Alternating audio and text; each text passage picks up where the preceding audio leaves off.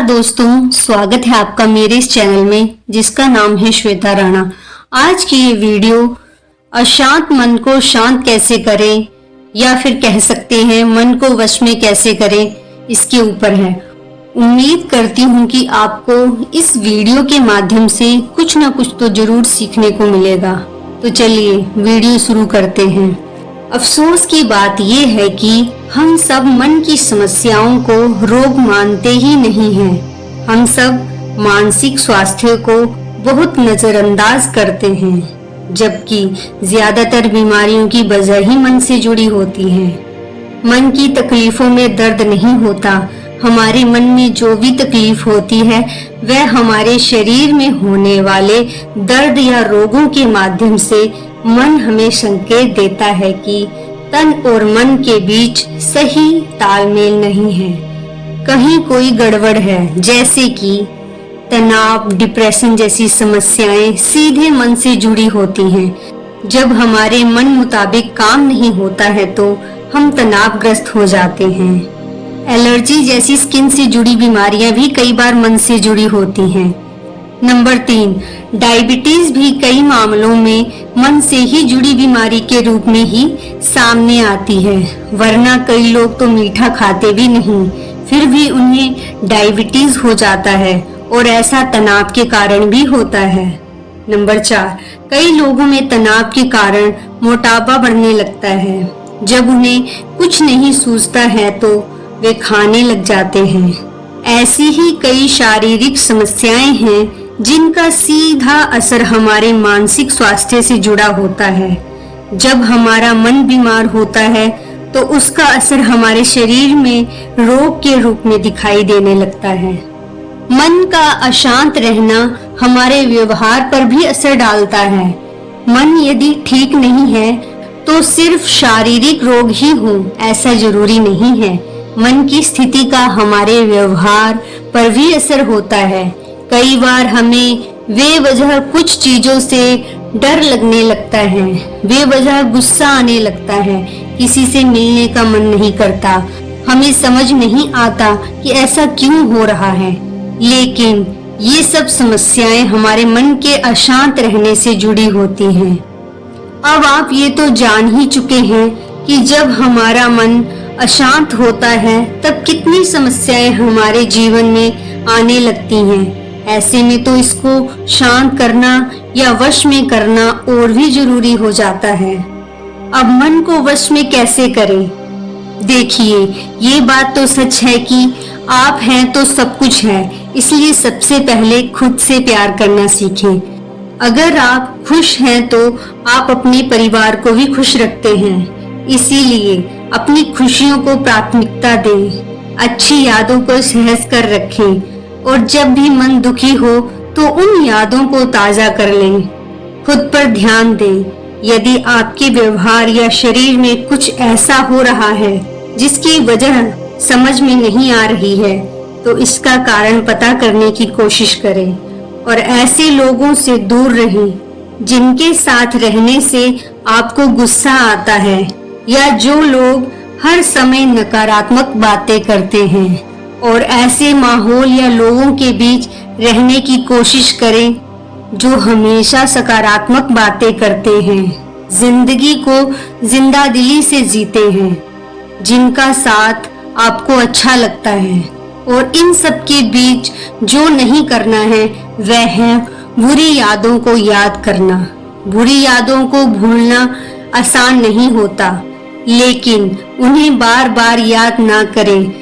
साथ ही ऐसे लोगों से दूर रहने की कोशिश करें जो आपसे उन बुरी यादों का जिक्र करते हैं। ऐसे लोगों से भी दूर रहें जो हमेशा अपनी समस्याओं का रोना रोते रहते हैं। ऐसे लोग अपने आसपास हमेशा नकारात्मकता ही फैलाते हैं। अपनी कमियों या गलतियों को बार बार याद ना करें, बल्कि उन्हें दूर करने की कोशिश करें।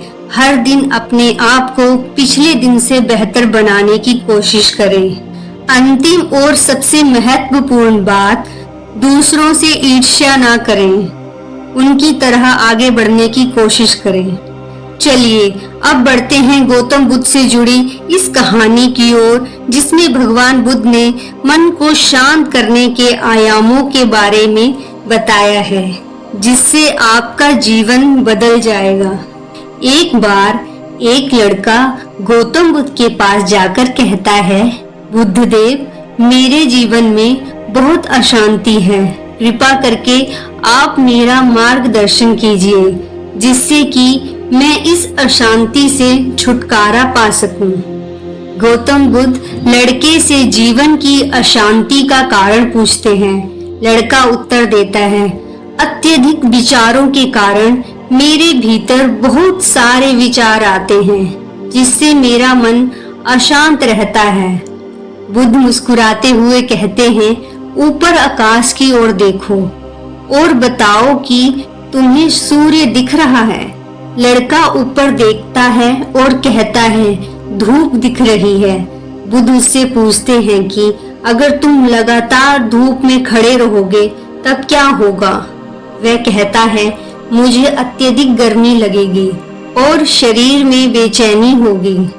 बुद्ध लड़के से कहते हैं कि अगर धूप में खड़े रहने से तुम्हें गर्मी लगती है तो इसमें दोष किसका है, सूर्य के ताप का या तुम्हारा? लड़का कुछ सोचने के बाद कहता है, इसका जवाब आप ही बताइए। बुद्ध कहते हैं, सूर्य का काम है ताप देना और ताप का काम है गर्मी लगना।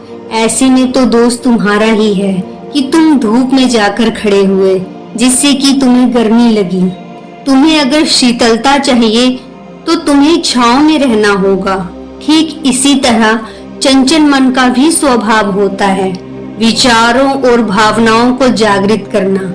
विचार क्षण भर के लिए होते हैं, लेकिन विचार से पैदा हुई भावनाएं देर तक टिकी रहती हैं। लेकिन ये तुम्हें निर्णय लेना है कि तुम्हें विचार और भावनाओं के साथ चलना है या अलग दिशा बनानी है।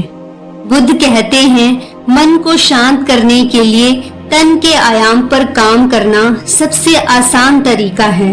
शरीर के स्तर पर हमारी कर्म इंद्रियां और ज्ञान इंद्रियां हैं। कर्म इंद्रियां कर्म और ज्ञान इंद्रियां ज्ञान से जुड़ी होती हैं। इससे हम अपनी संवेदनशीलता को बढ़ा सकते हैं, यानी हम जो भी काम करें उसे आनंद के साथ करें। मन के आयाम से हटकर तन के आयाम पर जाने से ही तुम्हारा चित्त शांत होगा। ऐसा करने से तुम मन के आयाम से हटकर शरीर के आयाम पर आ जाओगे। ठीक उसी तरह जैसे तुम धूप से हटकर छांव में आ सकते थे। मन के आयाम से हटने पर तुम्हारी जागरूकता तन पर आ जाएगी। जब तुम तन के आयाम पर काम करोगे तब तुम्हारा चित्त शांत होगा। इसीलिए हर काम को तन के आयाम पर करने से मन सदैव शांत हो जाता है। लड़का बुद्ध से कहता है, गुरुदेव, अपने भीतर के सुर को कैसे सुने? बुद्ध कहते हैं, किसी शांत स्थान पर रहकर, जहाँ शांति हो, तब अपनी आंखें बंद करो और मन के भीतर चल रहे शोर से हटकर भीतर के सुर को सुनने की कोशिश करो। सुर निरंतर चलता रहता है, लेकिन बाहर के शोर के कारण तुम अपने मन के भीतर चल रहे सुर को नहीं सुन पाते हो। जब तुम अपने दोनों कानों को अपने हाथों से बंद कर दोगे, तभी मन के सुर को सुन पाओगे।